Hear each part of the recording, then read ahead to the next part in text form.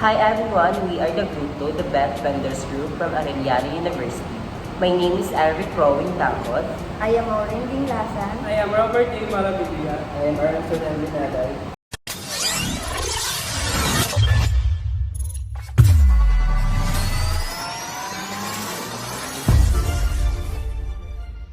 Good day, this is Binaday Arlenson M and I'm presenting the Arduino project number 9, the Autolight. In this project, we're gonna need 5 pieces of jumper cables, resistor 220R, 5mm LED, resistor 10K, and ambient light sensor. So what is Autolight in Arduino?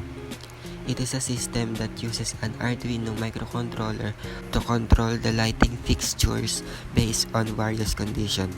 The challenge of AP9 is when the ambient light sensor sends the light, the 5mm LED will blink 5 times, and after that, the LED will fade 3 times, and here's the result.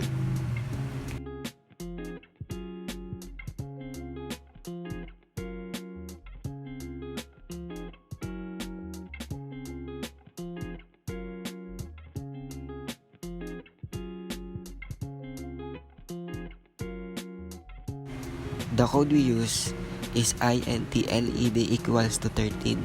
That means it connects to the pin number 13.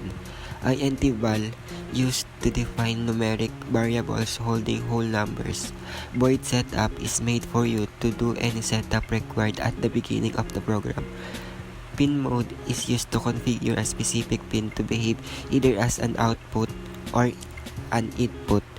Serial.begin is sets the baud rate for serial data communication. We put 9600 because it is a data rate of bits per second.